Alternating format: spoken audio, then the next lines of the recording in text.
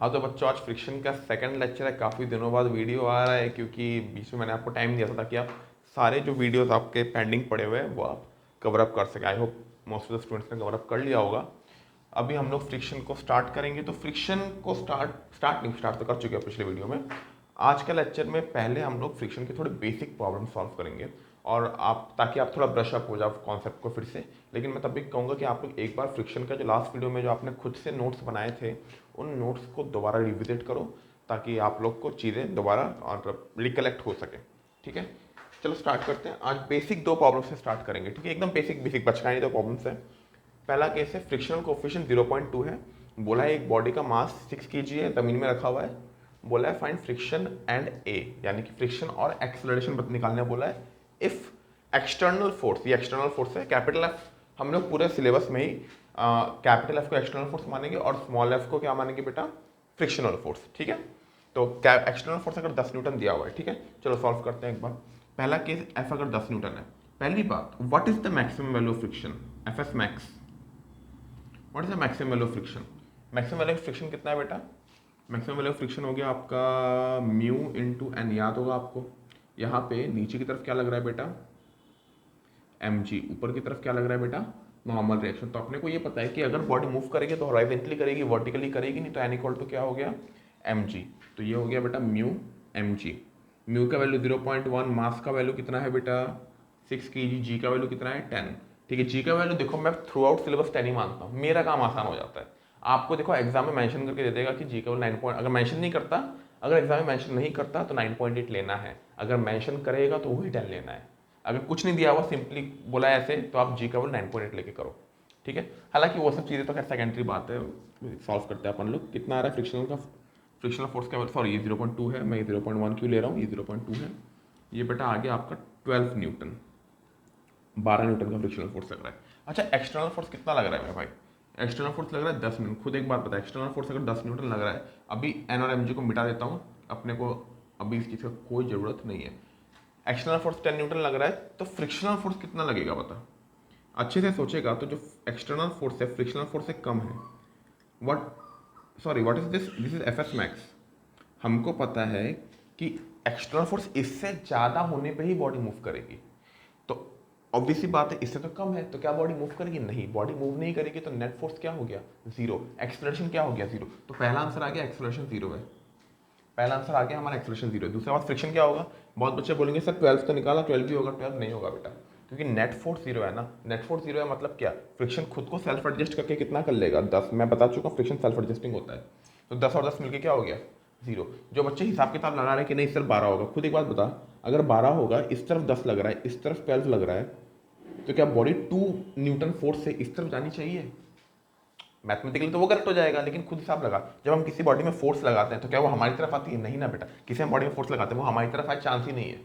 समझ में आ रहा है कि नहीं? खैर ये सब डिस्कशन मैं लास्ट में अच्छी खासी कर चुका हूँ। आंसर हो गया ए जीरो, फ्रिक्शन कितना आ गया 10। बहुत बढ़िया क्वेश्चन, विश्वास नहीं करोगे, एनडब्ल्यूटी में आया हुआ सवाल। एनडब्ल्यूटी नहीं, ए आई पी एम टी, आपको शायद लास्ट वीडियो में मैंने बताया था। ए आई पी एम टी में ऐसे सवाल आए थे काफ़ी पहले, ए आई ट्रिपल ई में भी आए थे। ए आई ट्रिपल अगर आपको पता नहीं तो वो बेटा होता था पहले, जे डब्ल्यू मेन्स होता है ना अभी, पहले आई ट्रिपल होता था। चलो ये वाला आई होप आपको समझ में आया होगा। नेक्स्ट 15 न्यूटन के लिए खुद करें, 15 न्यूटन के लिए खुद करें। देख भाई, जब फोर्स आपका लग रहा है ना 15 न्यूटन, खुद हिसाब किताब लगा, फोर्स 15 न्यूटन लग रहा है, मैक्सिमम फ्रिक्शन कितना लगा सकता है, 12 न्यूटन। यानी कि 12 न्यूटन मैक्सिमम फ्रिक्शन है। एक्सटर्नल फोर्स क्या ज़्यादा लग रहा है, तो बॉडी तो बेटा फ्रिक्शन को ओवरकम कर लेगी, फ्रिक्शन को ओवरकम कर लेगी, तो फ्रिक्शनल फोर्स 12 न्यूटन, इस तरफ फोर्स 15 न्यूटन, तो आंसर कितना होगा, 15 minus 12 equal to mass into acceleration. Mass कितना है बॉडी का बेटा, mass is how much, 6 kg into acceleration A का वैल्यू 0.5 आ रहा है कि नहीं, मीटर पर सेकंड स्क्वायर। समझ में आया कि नहीं? समझ में आया, कोई भी डाउट? तो हमारा फ्रिक्शन का वैल्यू कितना आ गया, फ्रिक्शन का वैल्यू आ गया 12, एक्सेलरेशन का वैल्यू आ गया 0.5। आई होप ये वाला आपको समझ में आया होगा।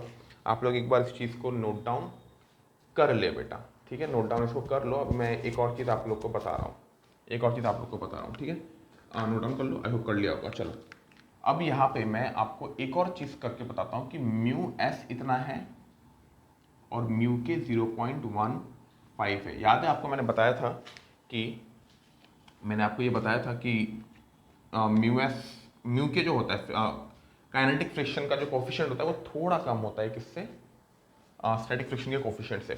अब बोला है कि आपको मतलब पूरा का पूरा हिसाब किताब करना है। चल एक बार स्टार्टिंग से बात करते हैं, 10 न्यूटन वाले से बात करते हैं, ठीक है। 10 न्यूटन वाले से बात करेंगे तो एक्सटर्नल फोर्स कितना लग रहा है, 10 न्यूटन। खुद हिसाब किताब लगा।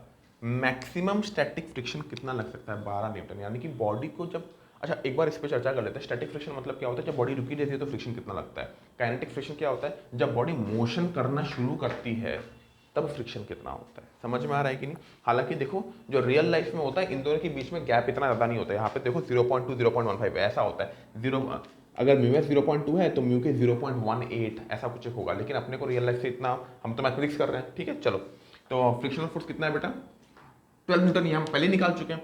This is maximum static friction. देख म्यू एस मैंने चेंज नहीं किया तो एफ एस मैक्स भी चेंज नहीं होगा। यानी this is the maximum force, maximum static friction that can act on the body. What do you mean by maximum static friction? यानी कि इतना फोर्स से ज़्यादा ही लगाना पड़ेगा आपको बॉडी को मूव करने के लिए। लेकिन हम कितना लगा रहे हैं, हम 10 लगा रहे हैं। अगर हम 10 लगा रहे हैं तो बॉडी मूव करेगी नहीं, तो बॉडी का एक्सेलरेशन क्या होगा बेटा, 0। और बॉडी में फ्रिक्शनल फोर्स कितना लग रहा होगा, 10, क्योंकि सेल्फ एडजस्टिंग। समझ में आ रहा है कि नहीं। आई होप ये वाला पार्ट क्लियर होगा। अगले पार्ट में हम आगे बढ़ते हैं। चलो नेक्स्ट किसके लिए बेटा, 15 न्यूटन के लिए। 15 न्यूटन इधर देख, फटाफट करेंगे। बढ़िया सा सवाल है, इतना कुछ कठिन है नहीं, लेकिन बहुत बढ़िया, मतलब दिमाग लगाना पड़ता है इसमें। कितना है बेटा ये, 15 न्यूटन। खुद हिसाब किताब लगा। मैक्सिमम फ्रिक्शनल फोर्स कितना है, स्टैटिक फ्रिक्शन कितना लगता है, 12 न्यूटन। यानी कि 12 न्यूटन से तो ज़्यादा ही मैंने फोर्स लगा दिया है। यानी बॉडी को तो पक्का मूव करना है। अच्छा बॉडी जब मूव करती है तो इसमें फ्रिक्शन कौन सा लगता है, काइनेटिक फ्रिक्शन। याद है कि नहीं। और काइनेटिक फ्रिक्शन की वैल्यू कांस्टेंट होती है कि वेरिएबल होती है, कांस्टेंट होती है। और मैंने बताया था ना, नोट्स पढ़ के रखो बेटा। और कांस्टेंट कितनी होती है बेटा, काइनेटिक फ्रिक्शन की वैल्यू क्या होती है, म्यू के एन, मत भूलो। म्यू के की वैल्यू कितनी है बेटा, 0.15। एन की वैल्यू कितनी है, एम जी। एम की वैल्यू जी, इसकी वैल्यू 10। ये कितना हो गया बेटा, मेरे हिसाब से तो 9 न्यूटन होना चाहिए। 10 1.5 इंटू 6 9 न्यूटन। यानी कि फ्रिक्शनल फोर्स कितना लग रहा है बेटा, 9 न्यूटन। यानी फ्रिक्शनल फोर्स अभी कितना लगेगा, 9 न्यूटन। फ्रिक्शनल फोर्स कितना लग रहा है, 9 न्यूटन। तो बॉडी का एक्सेलरेशन कितना होगा, 15 newton minus 9 newton is equal to mass into acceleration. Acceleration आ गया बेटा कितना, 1 मीटर पर सेकंड स्क्वायर। बहुत बढ़िया सवाल। तो फ्रिक्शनल फोर्स कितना लग रहा है, 1 मीटर पर सेकंड स्क्वायर। अच्छा सवाल है, दिमाग लगाना है और कठिन नहीं है। आपको लग सकता है कठिन है, लेकिन बिल्कुल कठिन नहीं है। ये तो बेसिक सवाल है बेटा, ठीक है। फ्रिक्शन थोड़ा लॉज ऑफ मोशन से एक कदम आगे होता है, इसलिए फ्रिक्शन में आपको थोड़ा एक्स्ट्रा एफर्ट देना पड़ेगा, ठीक है। फ्रिक्शन दो बेटा, मैं बता रहा हूँ बहुत अच्छे लेवल के सवाल होते हैं। अभी हम बेसिक्स में करते हैं, ठीक है। तो ये वाला चीज़ आप नोट डाउन कर लो। अगला सवाल में जाते हैं। अगला सवाल पढ़िए आप। अगला सवाल मैं बताता हूँ क्या। अगला सवाल शायद आपको थोड़ा बहुत वो लग रहा होगा कि भैया क्या लिख दिया है बोर्ड में, अपने को तो पल्ला नहीं पड़ रहा। सही बात है बेटा, थोड़ा ऐसी चीज़ें लिखी हैं जो कि शायद समझना मुश्किल हो। मैं बताता हूँ क्या है उसको। मैं एग्जांपल देके बताता हूँ। मान लो एक डब्बा है मेरे पास, ठीक है। ये डब्बा है। अब आपको पता है, ये मार्कर का मेरा जो डब्बा है, हाँ ये डब्बा है। अब आपको पता है कि बेटा आपके हिसाब से, मान लो आप जिस तरफ फेस कर रहे हो, आप ऑब्वियसली फ़ोन की तरफ फेस कर रहे होंगे। अगर आप वीडियो देख रहे हो तो ऑब्वियसली देख रहे हो, इसलिए मेरी बात सुन पा रहे हो।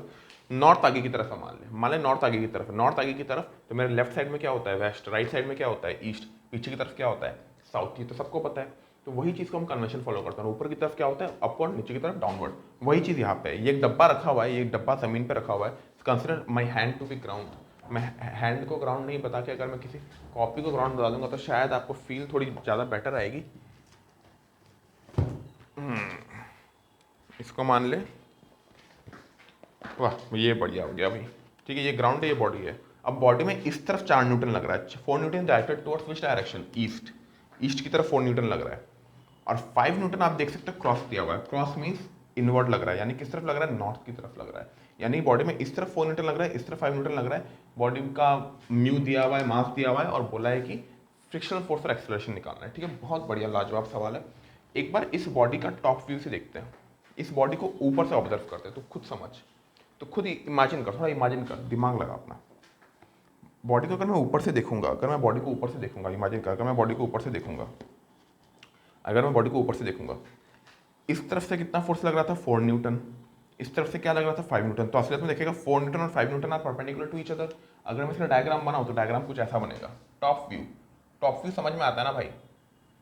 टॉप व्यू मतलब कहाँ से देख रहे हैं बेटा, ये बॉडी है ना, बॉडी के ऊपर से देख रहे हैं, ठीक है। तो इस तरफ क्या लगेगा बेटा, 4 न्यूटन। इस तरफ क्या लगेगा, इस तरफ क्या लगेगा, 5 न्यूटन। इस तरफ कितना लगेगा, अच्छा इसको 5 नहीं है, इसको 3 कर दो। आई एम एक्सट्रीमली सॉरी, मैं थोड़ा कैलकुलेशन ईजी करने के लिए कर रहा हूँ, ठीक है, कैलकुलेशन ईजी करने के लिए कर रहा हूँ। अपना कैलकुलेशन थोड़ा ईजी हो जाएगा तो आपको एक्स्ट्रा हेडेक नहीं होगा चीज़ों को समझने के लिए, क्योंकि बच्चा क्या होता है, छोड़ो यार, मतलब वो होता है ना, तुम कैलकुलेशन समझने जाते हो तो कॉन्सेप्ट में थोड़ा गड़बड़ हो जाता है, इसलिए मैं नहीं चाहता कि कैलकुलेशन में कोई कठिनाई हो। ठीक है, इधर देख, इस तरफ से क्या लग रहा है बेटा 4 न्यूटन, इस तरफ से क्या लग रहा है 3 न्यूटन, देख लिया। अच्छा ये पता है एम किस तरफ लग रहा होगा, इस केस में तो एम नीचे की तरफ लग रहा है, और नॉर्मल किस तरफ लग रहा है, ऊपर की तरफ। और ऑब्वियस सी बात है एन इक्वल टू क्या होगा बेटा एम क्योंकि वर्टिकली डायरेक्शन में दो ही फोर्स लग रहे हैं, एन और एम। ठीक है, तो खुद एक बात बता, असलियत में एम किस तरफ लग रहा होगा, टॉप व्यू से देखेगा तो अंदर की तरफ एम लग रहा होगा, एम लगेगा अंदर की तरफ, अंदर की तरफ एम लगा होगा। नॉर्मल किस तरफ लग रहा होगा, नॉर्मल तो ऊपर की तरफ लगता है, लेकिन टॉप व्यू से अगर देखेंगे तो नॉर्मल किस तरफ लग रहा है, मेरी तरफ लग रहा है, यानी कि this will B normal reaction, this will B normal reaction. क्या आपको समझ में आई ये बात, आई होप समझ में आ गई होगी। ठीक है, चल ये बता 4 न्यूटन और 3 न्यूटन, 4 न्यूटन और 3 न्यूटन जब लगते हैं तो इनका रिजल्टेंट फोर्स कितना होता है, इनका रिजल्टेंट फोर्स क्या होता है, इनका जो रिजल्टेंट फोर्स होता है आपको पता होगा, 2 परपेंडिकुलर फोर्सेस है कि नहीं, तो √3 स्क्वायर प्लस √4 स्क्वायर, याद है vector, resultant of 2 perpendicular vector √3 square plus 4 square क्या था बेटा 5 था, यानी कि कितना रिजल्टेंट फोर्स लग रहा है 5 न्यूटन। यानी कि मैंने क्या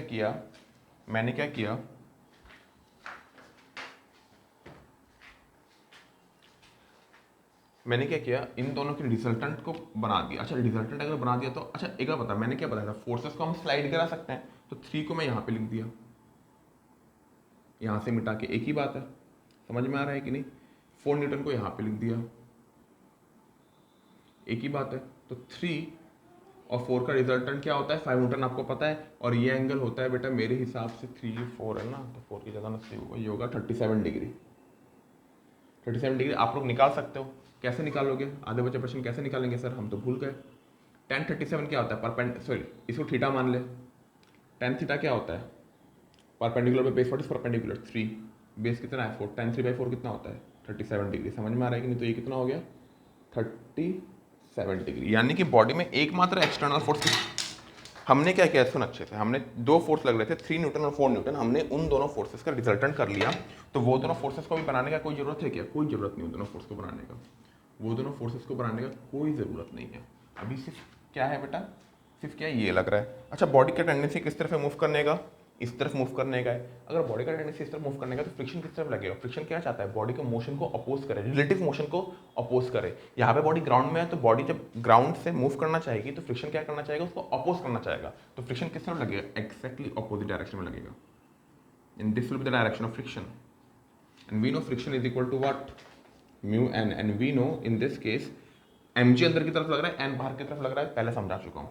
म्यू कितना है बेटा 0.1 इंटू मास कितना है 2 इंटू जी हो गया, 10 कितना हो गया बेटा 2 न्यूटन हो गया मेरे हिसाब से, यानी कि नेट फोर्स 5 न्यूटन लग रहा है, फ्रिक्शन लग रहा है 2 न्यूटन। तो बॉडी बता मूव करेगी कि नहीं करेगी, बिल्कुल करेगी। कितना फोर्स से मूव करेगी 5 - 2, 5 - 2 equal to mass into acceleration, mass कितना है बेटा बॉडी का 2 इंटू एक्सलेशन ए का वैल्यू आएगा 1.5 मीटर पर सेकेंड स्क्वायर, यानी बॉडी इस तरफ मूव करेगी कितना एक्सलेशन से 1.5 मीटर पर सेकेंड स्क्वायर। समझ में आया कि नहीं। तो आपको 2 सवाल था, फ्रिक्शन और एक्सेलरेशन निकालना, तो फ्रिक्शन हमने निकाल लिया, एक्सेलरेशन भी निकाल लिया। What is the value of friction 2 Newton. तो आंसर क्या लिखेंगे, आंसर खत्म नहीं हुआ है अभी भी, फ्रिक्शन कितना लग रहा है 2 न्यूटन, एक्सेलरेशन कितना है 1.5 मीटर पर सेकेंड स्क्वायर, लेकिन अभी भी आंसर खत्म नहीं हुआ है। क्यों खत्म नहीं हुआ है मैं बताता हूँ। तो खुद एक बात बता, ये 4 न्यूटन किस तरफ लग रहा था, ईस्ट की तरफ, याद है इस तरफ 4 लग रहा था, इस तरफ क्या लग रहा था 3 न्यूटन। में एक बार ये सारी चीज़ें मिटा देता हूँ ताकि अपने थोड़ा जगह निकल जाए, ठीक है। इसका साफ साफ मतलब क्या है, इसका बेटा साफ साफ जो मतलब है, ये डायरेक्शन कौन सी डायरेक्शन है बेटा, ईस्ट। 4 न्यूटन किस तरफ लग रहा था, ईस्ट। 3 न्यूटन किस तरफ लग रहा था, नॉर्थ की तरफ, याद होगा कि नहीं। इसमें देख वेस्ट ईस्ट, अंदर की तरफ नॉर्थ, बाहर की तरफ साफ, सबको पता है। तो अंदर की तरफ किस तरफ लग रहा था, नॉर्थ। 3 न्यूटन किस तरफ लग रहा है, नॉर्थ, यानी ये क्या हो गया बेटा नॉर्थ, ये क्या हो गया बेटा साउथ, ये क्या हो गया वेस्ट। ये आई समझ में आएगा, थोड़ा अकल लगाओगे समझ में आ भी जाएगा। अब इनको मिटा देते हैं, यानी कि बॉडी का जो एक्सेलरेशन है किस तरफ है 1.5 metre per second square, at what angle 37 degree from east to north.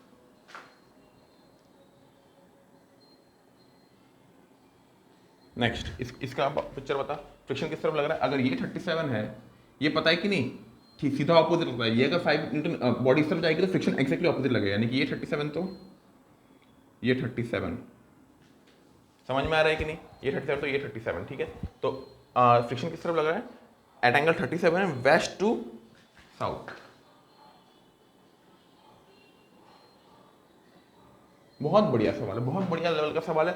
Proper knowledge clear होता है और आपका एक अलग पर्सपेक्टिव बनता है, ठीक है। काइंडली बेटा इस चीज़ को नोट डाउन आप लोग कर ले, बहुत बढ़िया चीज़।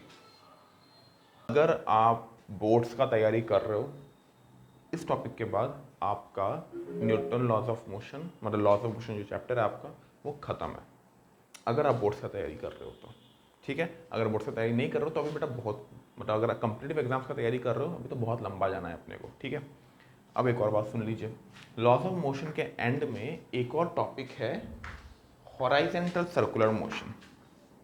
हॉराइजेंटल सर्कुलर मोशन एक टॉपिक है लॉज ऑफ मोशन चैप्टर के एंड में, ठीक है। आपका जो नेक्स्ट चैप्टर आता है, ये तो लॉज ऑफ मोशन है, लॉज ऑफ मोशन के एंड में ही आता है horizontal circular motion. Laws of motion का नेक्स्ट चैप्टर बेटा work power energy. Work power energy next chapter है हमारा एनसीईआरटी के हिसाब से, और उस चैप्टर के एंड में वर्टिकल सर्कुलर मोशन आता है। क्या बोला, समझ में आया कि नहीं? ठीक है। अभी जो हम चैप्टर कर रहे हैं उसके एंड में हॉरिजॉन्टल सर्कुलर मोशन आता है, वर्क पावर एनर्जी के एंड में वर्टिकल सर्कुलर मोशन आता है। तो मैं क्या करूंगा, मैं लॉज ऑफ मोशन में ये टॉपिक नहीं पढ़ाऊंगा। जब वर्क पावर एनर्जी पूरी तरीके से आप पढ़ लोगे तब वर्टिकल सर्कुलर मोशन और हॉरिजॉन्टल सर्कुलर मोशन को अलग सा एक चैप्टर सर्कुलर मोशन देके पढ़ा देंगे। मैं हर साल ऐसे ही करता हूँ और इस साल ऐसे बच्चों को ज़्यादा फील आती है, तो ज़्यादा कनेक्टेड फील होता है, क्योंकि ऑब्वियसली बात है हॉरिजॉन्टल और वर्टिकल सर्कुलर मोशन में हाँ अपनी अपनी उनके अपने डिफरेंसेस हैं, बट सिमिलरिटीज भी बहुत ज़्यादा है। तो दोनों अगर साथ में पढ़ोगे तो नॉलेज आपकी बढ़िया से डेवलप हो पाती है। समझ में आया? ठीक है। तो लॉज ऑफ मोशन में मैं हॉरिजॉन्टल सर्कुलर मोशन नहीं कराने वाला, यही मैं बोलने वाला हूँ। और मैं कब कराऊंगा इसको बेटा?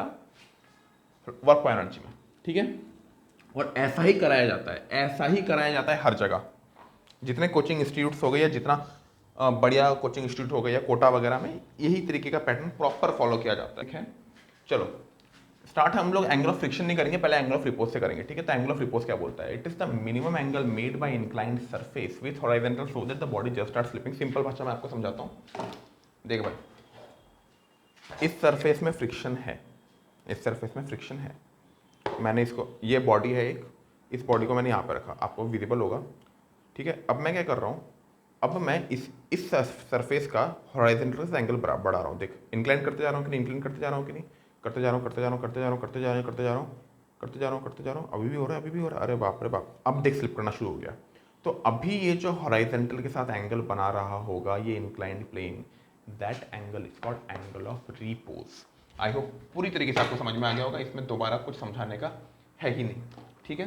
तो जिस एंगल पे जाके जस्ट स्लिपिंग स्टार्ट होती है वो होता है एंगल ऑफ रिपोज। तो एक बार वो एंगल निकाल लेते हैं। अच्छा क्या बता, मान ले मैंने angle theta, sorry angle lambda, जब मैंने इंक्लाइन प्लेन को एंगल लेमडा में रखा, एक सेकंड कैमरा हिल तो नहीं रहा ना, नहीं ठीक है।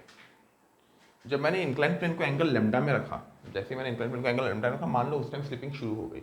उस टाइम अगर स्लिपिंग शुरू हुई तो उस टाइम पे आपका ये पता, आप सबको पता ही होगा, यहाँ पे क्या लगता है बेटा? mg।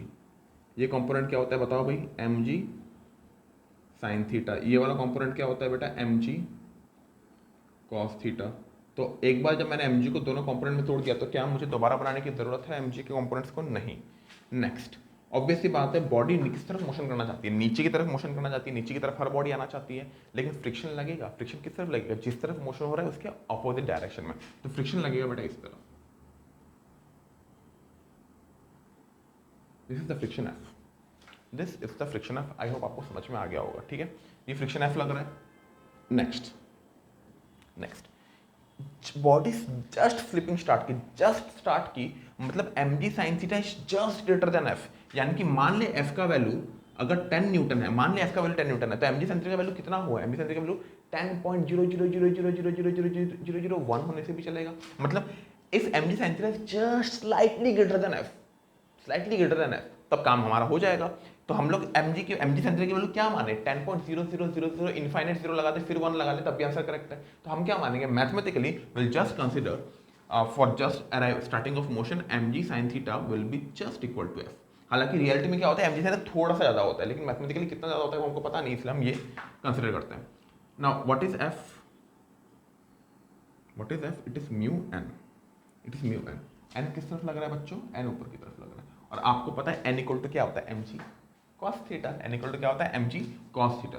ठीक है, तो M G sine theta is equal to mu M G cos theta. अच्छे से देखिएगा, एम जी एलिमिनेट हो गया, तो म्यू इक्वल टू कितना आ रहा है बेटा? टेन थीटा आ रहा है। सॉरी, थीटा क्यों लिख रहा हूँ मैं? थीटा क्यों लिख रहा हूँ मैं? थीटा क्यों? हर जगह बेटा लेमडा करो।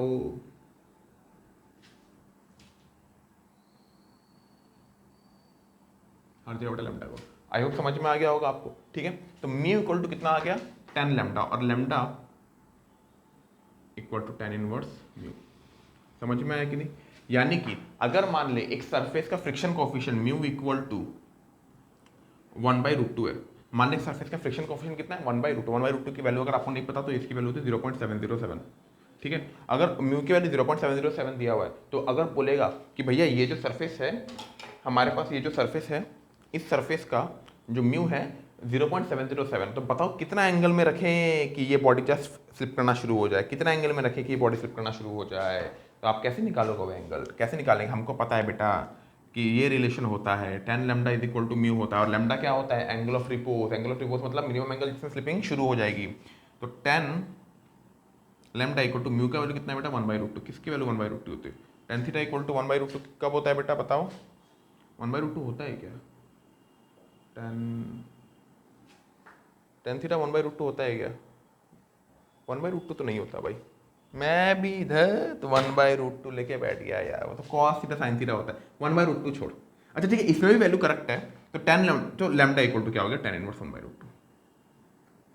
वो भी करेक्ट है, कोई बड़ी बात नहीं है। ठीक है, लेकिन अगर मैं आपको थोड़ा रियलिस्टिक एग्जांपल दूं, मान ले 1/√3 है। मान ले 1/√3 म्यू की वैल्यू 1/√3 किसी क्वेश्चन में दिया हुआ है, बोला है कितना एंगल में जाके स्लिपिंग शुरू होगा। तो 10 लेमडा इक्वल टू कितना हो गया? 1/√3। What is the value of lambda? 30 degree, यानी कि 30 डिग्री में स्लिपिंग स्टार्ट हो जाएगी। म्यू की वैल्यू अगर √3 होती है तो कितना हो जाएगा बता भाई? कितना हो जाएगा? 60 डिग्री।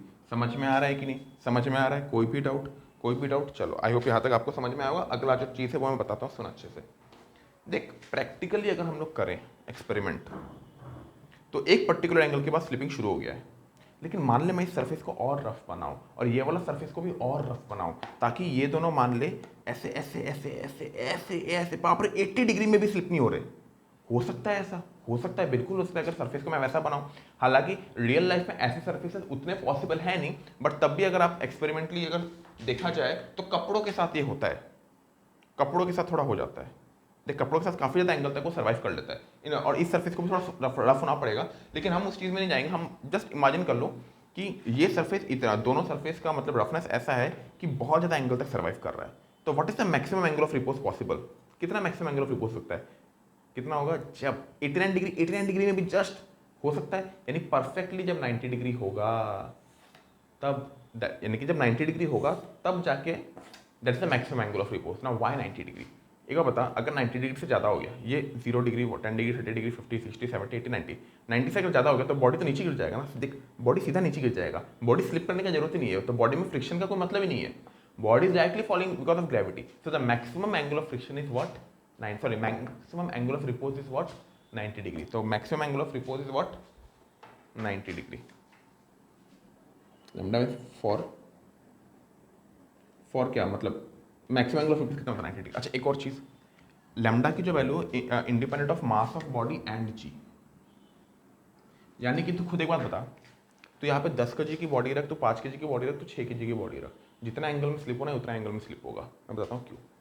क्योंकि देख, M G sine lambda equal to mu M G cos lambda. M G तो कैंसिल हो गया ना भाई, तो मास पे डिपेंड ही नहीं करता। मास पे डिपेंड ही नहीं करता, फाइनल वैल्यू देख, मास पे डिपेंड नहीं करता, जी पे भी डिपेंड नहीं करता। तो सेम एक्सपेरिमेंट अर्थ में कर, मार्स में कर, मून में कर, जहाँ करना है कर। जो सरफेस 30 डिग्री में स्लिपिंग स्टार्ट की है, वो सेम सरफेस किसी भी प्लैनेट में कहीं पे भी 30 डिग्री में स्लिपिंग स्टार्ट करेगी। So lambda is independent of M and G, या आप सिंपली कह सकते हो lambda is independent of weight of the body. समझ में आ रहा है? Next, lambda is fixed. किसी भी पर्टिकुलर सरफेस के लिए लैम्डा की वैल्यू फिक्स होती है। मतलब मान ली ये सरफेस है, ये दोनों surface for a combination of surface, यहाँ पे लिखते हैं lambda is fixed for a combination of surface, यानी कि ये दोनों सरफेस की अगर बात करूँ, अगर मान ले ये 45 डिग्री में स्लिपिंग स्टार्ट कर रही है, तो बेटा ये 45 में ही करेगी, तो इस सरफेस को लेके कुछ भी कर ले, ये दोनों पर्टिकुलर कॉम्बिनेशन ऑफ सरफेस के लिए 45 डिग्री में ही स्लिपिंग स्टार्ट होगा। हालांकि मैं अगर कॉम्बिनेशन ऑफ सरफेस में अगर बॉडी को बदल देता हूँ, अब देख कॉम्बिनेशन ऑफ सरफेस चेंज हो गया, अब अलग एंगल में हो रहा है, अब देख 30 डिग्री में हो जा रहा है, 30 डिग्री में हो जा रहा है। तो अलग अलग सरफेस के लिए अलग अलग है, लेकिन किसी भी पर्टिकुलर कॉम्बिनेशन ऑफ सरफेस के लिए एंगल ऑफ रिपोज क्या है बेटा, फिक्स्ड है, वो चेंज नहीं हो सकता। समझ में आया कि नहीं, ये वाली चीज़ लिख। हाँ तो बच्चों हम इस पर डिस्कशन कर रहे थे कि जो लैम्डा मैक्सिमम 90 डिग्री होती है, लैम्डा फिक्स्ड होती है for any particular combination of surface, और lambda is independent of mass and G, जो कि वेट है आपका, ये आपको पता था अभी तक। अब एक और चीज़ मैं बताना चाहूँगा, तो ये बता लैम्डा की मिनिमम वैल्यू क्या होगी, व्हाट इज द फॉर, मान ले हमारे पास एक रूम में बहुत सारे सरफेसेस रखे हुए हैं, बहुत सारे बॉडीज हैं, हमें निकालना है what is the minimum possible value of lambda. तो खुद एक बात बता, मान ले ये हॉराइजेंटल है, एक बॉडी हॉराइजेंटल है, मैंने इसके एंगल को जस्ट थोड़ा सा बढ़ाया 1 डिग्री की और बॉडी स्लिप करना शुरू कर दी। ऐसा पॉसिबल है?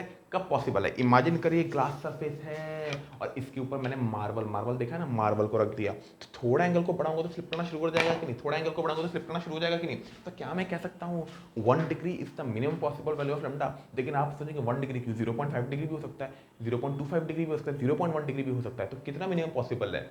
मिनिमम पॉसिबल, तो मिनिमम पॉसिबल जो स्मॉलेस्ट पॉसिबल नंबर है वो पॉसिबल है ऐसा। लेकिन smaller, what is the smallest possible number? 0। लेकिन 0 में तो स्लिपिंग स्टार्ट नहीं होगा ना बेटा, सोच के देख। एग्जैक्टली जब 0 होगा एंगल हॉराइजॉन्टल के साथ, यानी कि बॉडी हॉराइजॉन्टल है, तब तो खुद से बॉडी मूव नहीं करेगी, थोड़ा सा एंगल होना पड़ेगा, यानी when the angle is just greater than 0 the body may start slipping. So lambda will be minimum. अभी तक हम एंगल ऑफ फ्रिक्शन में नहीं आए हैं, अभी मैं एंगल ऑफ रिपोज ही पढ़ा रहा हूं, ठीक है बेटा, इसमें नहीं आया हूं, वही पढ़ा रहा हूं। तो लैम्डा की मिनिमम वैल्यू क्या होगी? Just greater than equal to 0, just greater than equal to 0। हालांकि आप मैथमेटिकली मानो तो लैम्डा को 0 भी मान सकते हो, लैम्डा को 0 भी मान सकते हो। अच्छा मान ले एक ऐसा सरफेस जहां पे 0 डिग्री से थोड़ा ज्यादा में फ्रिक्शन, मतलब बॉडी स्लिपिंग स्टार्ट कर दी, यानी कि जनरली क्या होता है, glass and marble, glass and marble में मान ले ऐसा हो गया। हालांकि एग्जांपल मत लिखना, ऐसे ही बता रहा हूँ, ठीक है। ग्लास एंड मार्बल में it again depends upon the types of glass and the surface of whatever, मतलब समझ सकते हो। तो लैम्डा मिनिमम क्या होगा, जस्ट 0 डिग्री से ज़्यादा होगा, तो वहाँ पे म्यू की वैल्यू क्या होगी? म्यू की वैल्यू क्या होती है बेटा, 10 लैम्डा। 10 लैम्डा की वैल्यू कितनी होती है? 0। लैम्डा की वैल्यू क्या है? 0। 10 लैम्डा की वैल्यू क्या होगी? 0। समझ में आया कि नहीं? इसको आप 0, जस्ट 0 समझ में आ रहा है कि नहीं? यानी कि वहाँ पे फ्रिक्शन कोफिशिएंट क्या है? 0। समझ में आ रहा है कि नहीं? फ्रिक्शन कोफिशिएंट क्या है? 0। अच्छा मान ले extremely rough surface,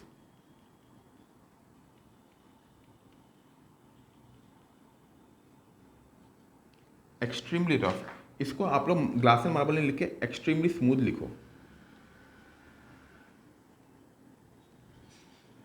extremely smooth. Extremely rough surface में खुद बता लैम्डा मैक्सिमम कितना होगा। मान ले कोई एक ऐसा सरफेस था जिसमें बहुत ज़्यादा घर्षण था, तो मैंने क्या पता था कितना मैक्सिमम एंगल तक सस्टेन कर सकता है? 89 डिग्री, 89.99, और वी कैन से 90 डिग्री, यानी it will be just less than 90 degree. तो वहाँ पे म्यू की वैल्यू क्या होगी? म्यू मिनिमम हो गया ये, और ये क्या हो गया? Mu maximum. म्यू मैक्सिमम कितना होगा? 10 लैम्डा। 10 लैम्डा क्या है? 1090। What's 1090 degree? 1090 डिग्री से इनफाइनाइट। इसका साफ साफ मतलब क्या है? Minimum possible value of mu क्या है? 0।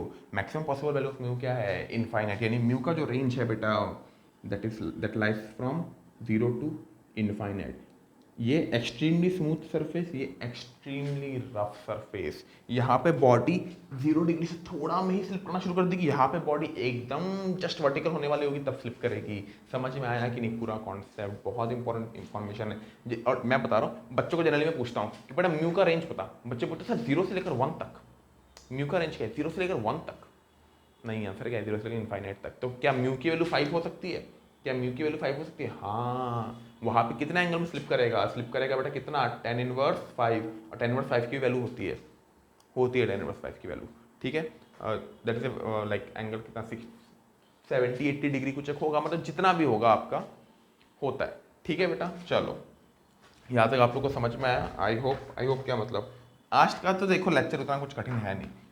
फ्रिक्शन देख, फ्रिक्शन अगर मैं सच में बोलूँ तेरे को, अगर बोर्ड्स की तैयारी कर रहे हो ना बेटा, फ्रिक्शन में कोई दम ही नहीं है, कुछ दम नहीं है फ्रिक्शन में। लेकिन बेटा अगर कॉम्पिटिटिव एग्जाम्स की तैयारी कर रहे हो ना बेटा, फ्रिक्शन को मतलब टफेस्ट चैप्टर माना जाता है। और मैं खुद ऑनेस्टली बता रहा हूँ, मैं मजाक नहीं कर रहा हूँ, फ्रिक्शन में काफ़ी दम है कॉम्पिटिटिव एग्जाम से अगर सोचा जाए। इसलिए मेरा बहुत ज़्यादा मन था कि फ्रिक्शन को मैं आप लोगों को लाइक फिजिकल क्लास में पढ़ाऊँ।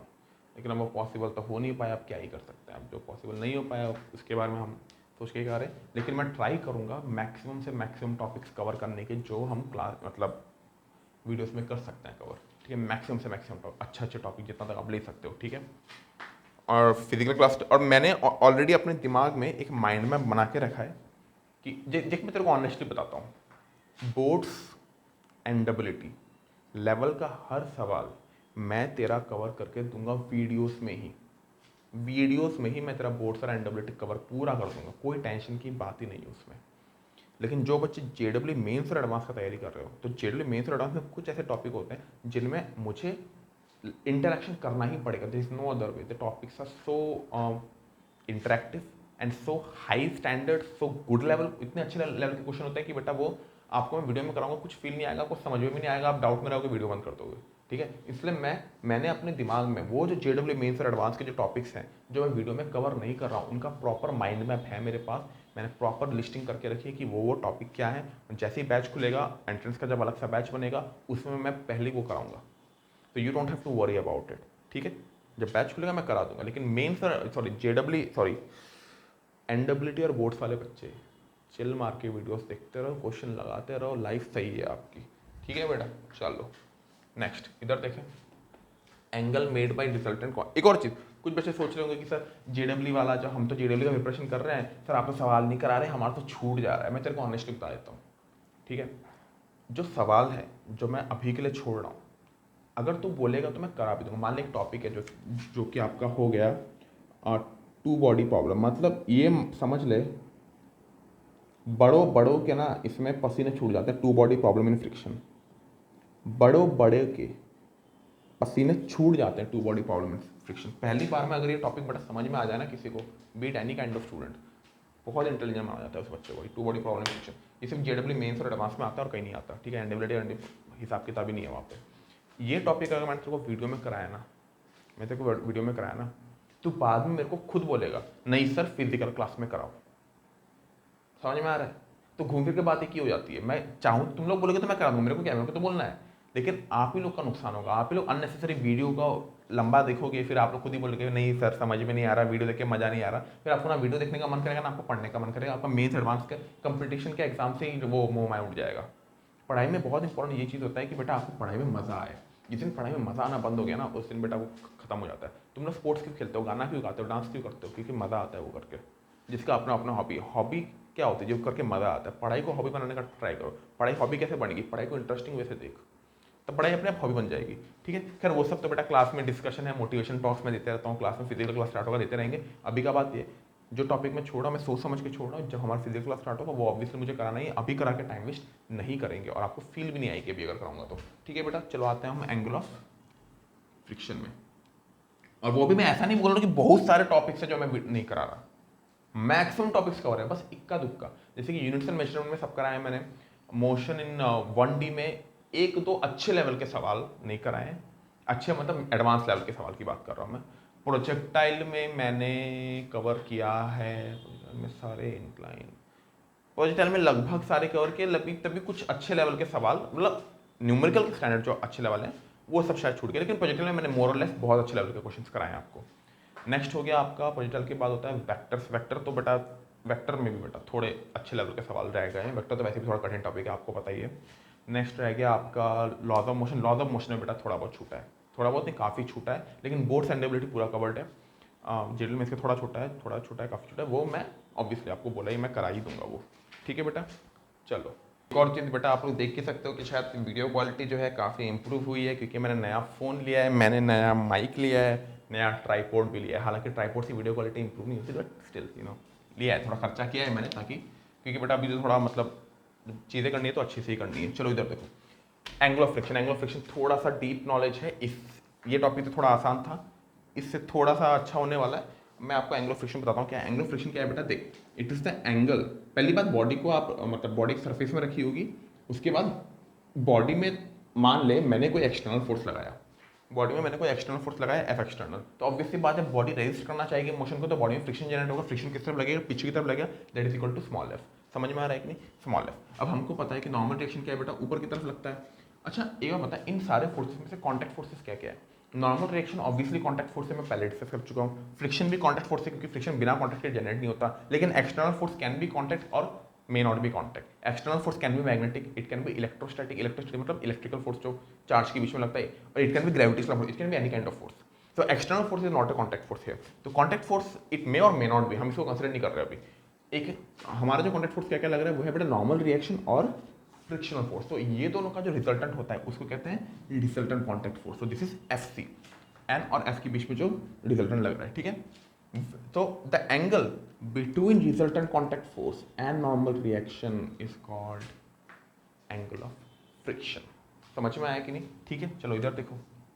पहली बात, tan थीटा की वैल्यू क्या होगी? What will be the value of tan theta? Tan theta equal to perpendicular by base. What is perpendicular? If this is f, this will be f, f upon n. समझ में आया? ये है आपका angle of friction. अच्छा एक बता, मान ले body at rest, body at rest, body मान ले बॉडी रेस्ट में, ठीक है। और मान ले जो फ्रिक्शनल फोर्स का जो मैक्सिमम वैल्यू है, फ्रिक्शनल फोर्स का मैक्सिमम वैल्यू कितना है? 10 न्यूटन। कितना है? 10 न्यूटन। अभी मान ले मैं 4 न्यूटन लगा रहा हूँ, तो फ्रिक्शनल फोर्स कितना होगा? मैक्सिमम फ्रिक्शन कितना लगता है? 10 न्यूटन। अभी मैं कितना लगा रहा हूँ? 4 न्यूटन। तो फ्रिक्शन अभी कितना लग रहा होगा? 4 न्यूटन। कितना लग रहा होगा? 4 न्यूटन। मैंने इसको बढ़ा के कितना कर दिया? 5 न्यूटन। तो फ्रिक्शनल फोर्स कितना लग रहा होगा? 5 न्यूटन। फ्रिक्शनल फोर्स कितना लग रहा होगा? अच्छे से देख, जो फ्रिक्शनल फोर्स लग रहा होगा थोड़ा बढ़ गया होगा। अच्छे से देख, अगर बढ़ेगा तो जो आपका कॉन्टैक्ट फोर्स है वो भी क्या होगा? That is also increasing. And if that is increasing, and if that is increasing, the angle theta is also increasing. If frictional force increases, theta also increases. खुद सोच, जैसे जैसे जैसे अगर मैं 5 न्यूटन की जगह 6 न्यूटन लगाऊंगा, 6 न्यूटन नहीं थोड़ा सा बढ़ा लेते हैं, मान लें 8 न्यूटन लगाया, तो फ्रिक्शनल फोर्स बढ़ जाएगा। फ्रिक्शनल फोर्स बढ़ेगा तो जो रिजल्टेंट कॉन्टैक्ट फोर्स है, क्योंकि नॉर्मल तो चेंज होगा नहीं, नॉर्मल चेंज नहीं होने वाला, तो रिजल्टेंट फ्रिक्शनल फोर्स ऐसा इतना हो जाएगा कि नहीं, और रिजल्टेंट फ्रिक्शनल फोर्स इतना हो गया तो थीटा की वैल्यू देख बढ़ गई। यानी कि जैसे जैसे एफ की वैल्यू बढ़ेगी थीटा की वैल्यू भी क्या होती जाएगी बेटा? बढ़ती जाएगी। जैसे जैसे एफ की वैल्यू बढ़ेगी वैसे वैसे थीटा की वैल्यू भी क्या होती जाएगी? बढ़ती जाएगी। आई होप यहाँ तक आपको समझ में आ गया होगा। यानी कि angle of friction has some value, you know, its value can change depending upon how much frictional force is acting। और frictional force कितना एक्ट कर रहा है वो किस पे डिपेंड करता है? एक्सटर्नल फोर्स कितना है। लेकिन मान ले एक्सटर्नल फोर्स 10 न्यूटन है, तो फ्रिक्शनल फोर्स कितना लगेगा बेटा? 10 न्यूटन अपने को पता है, तो ये और बढ़ गया। अब मैं इतना बड़ा के दिखा नहीं रहा हूँ, बेकार में बात, हर बार डायग्राम बनाने का कोई मतलब नहीं बनता, आप भी खुद समझ सकते हो इस बात को। तो फ्रिक्शनल फोर्स कितना लग रहा है बेटा? सॉरी, अब जो आपका थीटा का वैल्यू होगा, थीटा का वैल्यू होगा वो क्या होगा? मैक्सिमम। क्यों मैक्सिमम? क्योंकि मैं बताता हूँ, खुद बोल। तो एक्सटर्नल फोर्स को 10 के बाद 12 न्यूटन कर दे, फ्रिक्शनल फोर्स कितना होगा? 12 होगा क्या? नहीं, फ्रिक्शनल फोर्स की मैक्सिमम वैल्यू 10 न्यूटन है, तो फ्रिक्शनल फोर्स 10 न्यूटन ही रहेगा। तो if this is fixed, normal is already fixed, तो तुम इस फोर्स को कितना ही बढ़ा दो, ये तो फिक्स्ड है ना, ये फिक्स्ड है, ये फिक्स्ड है, तो ये भी फिक्स्ड है, यानी कि एंगल भी फिक्स्ड है। यानी थीटा की मैक्सिमम वैल्यू क्या होगी? Theta maximum will be equal to, or we can say tan theta maximum is equal to fs maximum। the frictional force की जगह क्या लगेगा? maximum frictional force divided by normal। what is maximum frictional force? limiting frictional force। what is fs max? mu n। मत भूलना fs max mu n होता है, normal frictional force mu n नहीं होता, that is self adjusting।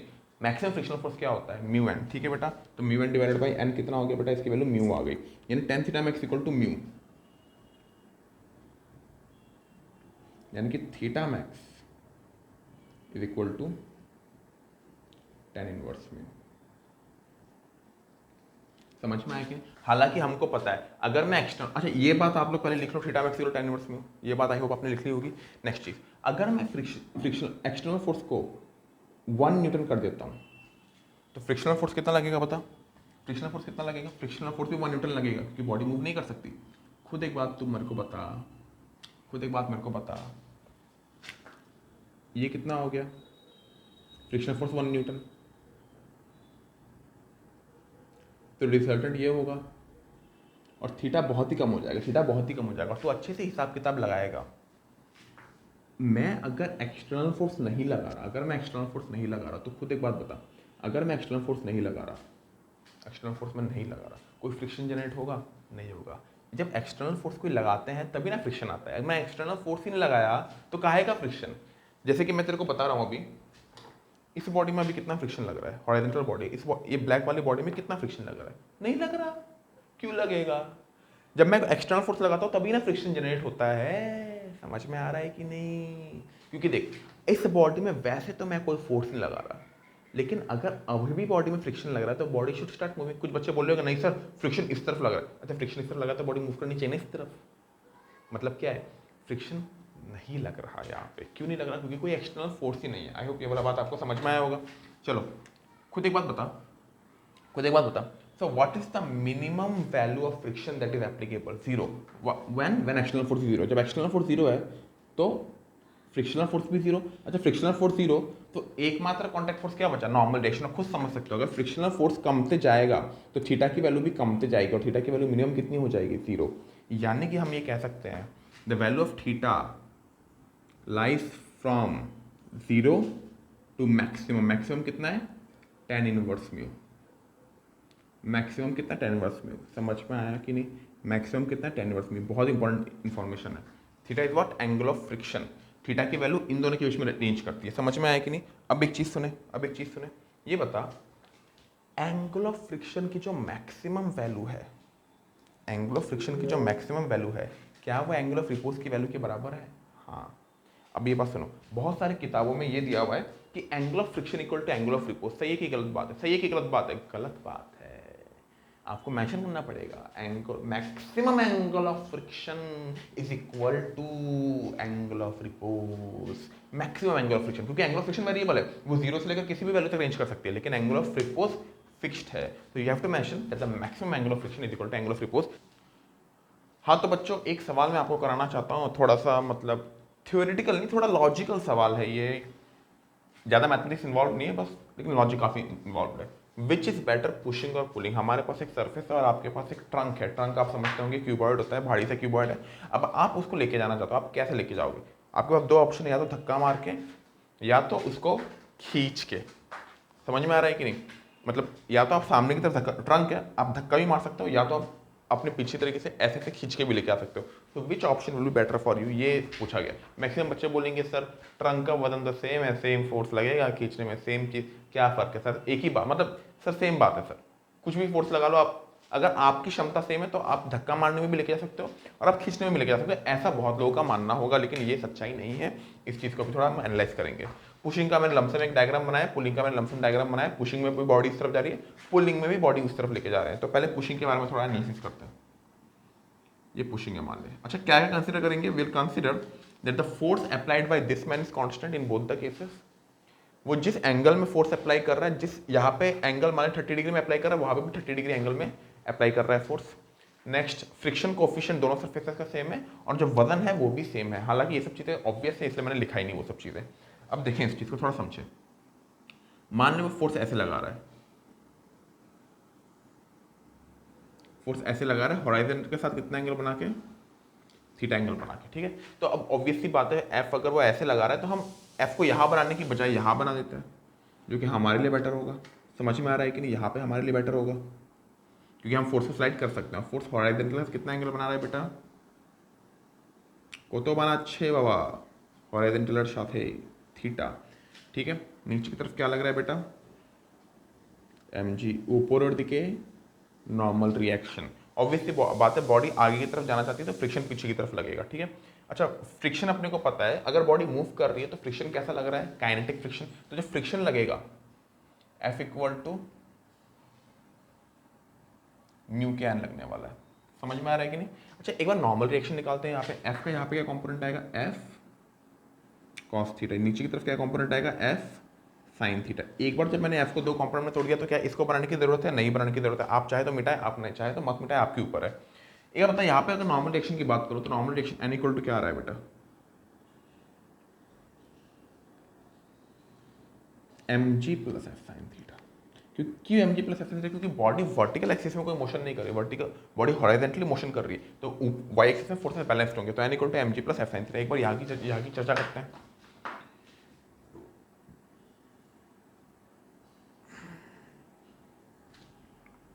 Force ऐसे लग रहा है, पुल कर रहा है, वहाँ भी हॉराइजॉन्टल के साथ थीटा बनाया था, यहाँ भी हॉराइजॉन्टल के साथ थीटा बना रहा है। नीचे की तरफ क्या लग रहा है, धरती माता है, mg लगा रही, ऊपर की तरफ सरफेस लगा रहा है नॉर्मल रिएक्शन में। बार बार बता रहा हूँ, mg कौन लगाता है, धरती माता, और n कौन लगाता है, सरफेस। ठीक है, f का यहाँ पे क्या कॉम्पोनेंट आएगा, f cos थीटा, यहाँ पे क्या कॉम्पोनेंट आएगा, f sin थीटा। आपकी मर्जी है बेटा, आपको मिटाना है f को, नहीं मिटाना आपके ऊपर है। यहाँ पे n का, अच्छा यहाँ पे भी तो बेटा बॉडी हॉरिजॉन्टली मोशन कर रही है ना। अच्छा, हालांकि मैंने फ्रिक्शनल फोर्स को बनाया नहीं, यहाँ पे बना लेता हूँ इसको, F पुशिंग, यहाँ पे जो फ्रिक्शनल फोर्स लगेगा that will be what, F pulling. ठीक है, mg। ठीक है, बताओ यहाँ पे भी तो बॉडी तो हॉरिजॉन्टली मोशन कर रही है, यानी कि वर्टिकल एक्सिस में फोर्सेस क्या होंगे, बैलेंस्ड होंगे। तो वर्टिकल एक्सिस में मैं क्या लिखूंगा, n plus f sin theta that is net upward equal to net downward, और हम लोग कह सकते हैं n equal to mg minus f sin theta. एक बार मैं फोकस को चेक करेगा, फोकस को चेक करने पे मेरे को दिखा कि भैया फोकस तो बराबर है, भैया नया फोन लिया, फोकस तो बराबर होना ही चाहिए। अब अच्छे से देखोगे, इसको नॉर्मल इन पुशिंग, इसको नॉर्मल इन पुलिंग, तो एक बात मेरे को पता, कौन सा बड़ा है, पुशिंग में नॉर्मल में प्लस आ रहा है, पुलिंग में नॉर्मल में माइनस आ रहा है, mg माइनस एफ थीटा, यहाँ पे mg प्लस साइन थीटा। तो यहाँ अपने को एक चीज मिल रही है कि पुशिंग जब हम लोग करेंगे तो नॉर्मल रिएक्शन ज़्यादा लगेगा। पुशिंग जब हम करेंगे तो नॉर्मल रिएक्शन ज़्यादा लगेगा। अपने को पता है भाई, अपने को पता है friction is equal to mu के एन होता है। मैंने क्या बताया था, दोनों केसेस में म्यू के की वैल्यू कांस्टेंट है, फ्रिक्शन कोफिशिएंट क्या है, कांस्टेंट है। नहीं, दोनों केसेस में सरफेस सेम है, तो जिसका नॉर्मल ज़्यादा उसका फ्रिक्शन ज़्यादा, यानी friction in pushing is greater than friction in pulling. That is pretty obvious. यानी कि पुशिंग जब आप करोगे, बहुत नीचे लिख दिया क्या, बहुत नीचे लिख दिया तो दिखेगा नहीं, नहीं भाई है, दिख रहा है। Friction pushing return friction pulling, यानी कि जब पुश कर रहे होगे तो फ्रिक्शन ज़्यादा लग रहा होगा, पुल कर रहे होगे तो फ्रिक्शन कम लग रहा होगा। तो आसान किस में है मोशन करना, पुलिंग मोशन। आसान किस में है, पुलिंग मोशन। समझ में आया कि नहीं, दिस इज ईजियर। इसीलिए आपने देखा होगा जब ठेला गाड़ी होता है, जब जब हल्का होता है ठेला, मतलब जब वो ऐसे ही जा रहा होता है ठेला को लेकर, मतलब खाली ठेला जब लेके जाता है तो वो पुश करके लेके जाता है ठेला को। लेकिन जब लोड एकदम भर देता है उसमें तो वो पुल करता है, कभी पुश नहीं करता। हालांकि ठेला को उसको पुल करने का दो रीज़न है, एक तो फ्रिक्शन फोर्स उसको कम लगता है, और दूसरी बात जब वो पुल करता है तो उसको सामने रास्ता जो है वो दिखाई देता है। इस केस में तो उसको दिखाई नहीं देगा ना, क्योंकि जब लोड भरा रहता है पूरी तरीके से नहीं दिखने का चांस थोड़ा कम रहता है। यहाँ पे उसको प्रॉपर दिखाई देता है, तो वो रीज़न दो हो जाते हैं वहाँ पे, लेकिन फ्रिक्शन फोर्स कम होता है पुलिंग में।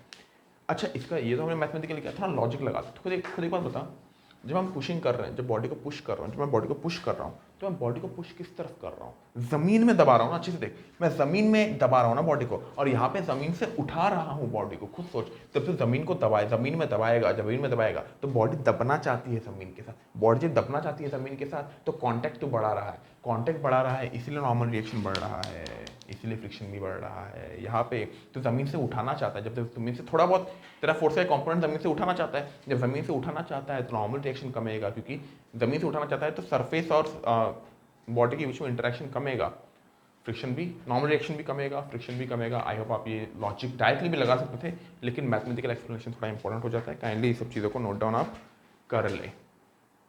बच्चों, एक बात मैं बताना चाहूँगा वीडियो के एंड में कि हमारा फ्रिक्शन का जो थ्योरी पार्ट है कंप्लीट हो चुका है बोर्ड्स का। बोर्ड्स के लिए सब कुछ खत्म हो चुका है। आपको अब अगला वीडियो जो होगा फ्रिक्शन का, वो कॉम्पिटिटिव एग्जाम्स का न्यूमेरिकल का स्टार्टिंग होगा। मतलब न्यूमेरिकल स्टार्ट जो होते हैं कॉम्पिटिटिव एग्जाम्स में किस लेवल से होते हैं, वो अच्छे अच्छे लेवल के भी मैं क्वेश्चन कराऊंगा, धीरे धीरे इंक्रीज करूँगा लेवल।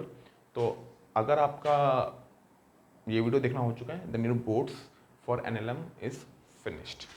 ठीक है, अगला वीडियो से हम न्यूमेरिकल कराएंगे।